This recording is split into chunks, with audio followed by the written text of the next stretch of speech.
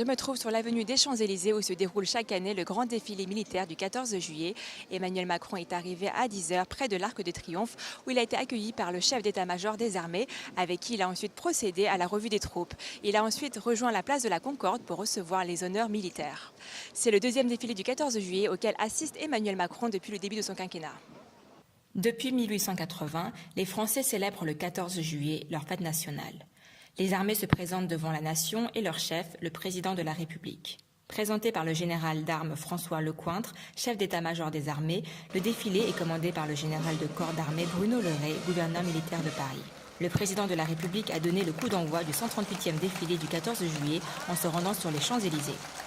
Emmanuel Macron a quitté sous bonne escorte l'Élysée, direction la place de l'Étoile, pour y passer en revue les troupes stationnées au pied de l'Arc de Triomphe et tout au long de l'avenue.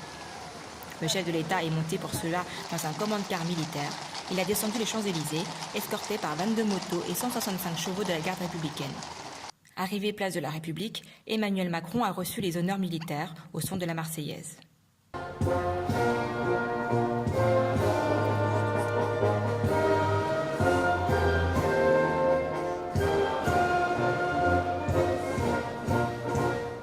Le thème retenu cette année est « Fraternité d'armes sous l'uniforme, l'engagement d'une vie ». Après les États-Unis, le Japon et Singapour sont les invités d'honneur. Les emblèmes des deux pays asiatiques ont ouvert le défilé aux côtés de l'emblème français, escortés par 7 soldats de chaque nationalité. Cette année, l'événement placé sous très haute sécurité, avec 12 000 forces de l'ordre mobilisées à Paris, a rendu un hommage particulier aux unités envoyées au secours des populations locales après le passage dévastateur en septembre dernier des ouragans Irma et Maria dans les Antilles françaises. Le défilé a commencé par le défilé des avions, puis le défilé des troupes à pied, suivi du défilé des hélicoptères, ensuite le défilé des troupes motorisées et pour finir le défilé des troupes montées.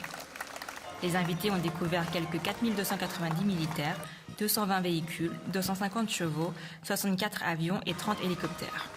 Le chef de l'État en a profité pour rendre un hommage appuyé et dire sa reconnaissance à la communauté militaire, à ses familles, ses blessés et ses morts. Super heureuse d'être ici aujourd'hui à Paris et avec un goût de grande fierté parce que donc ma fille qui est à l'école de police à Nîmes en tant qu'élève a été sélectionnée pour défiler.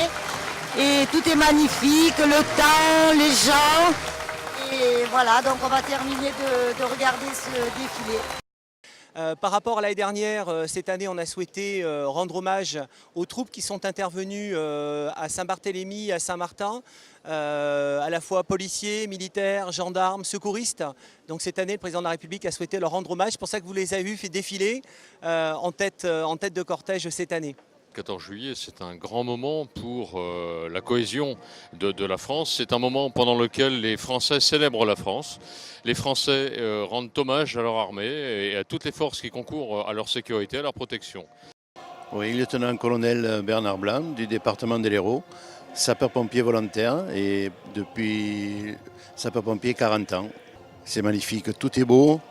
L'armée de terre, l'armée de l'air, les avions, les hélicoptères, la garde républicaine, rien à dire. J'ai été très contente de pouvoir regarder le défilé en vrai.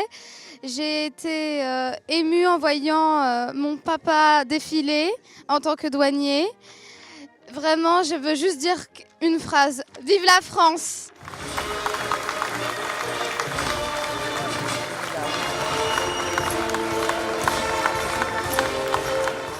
Reportage par Mandarin TV.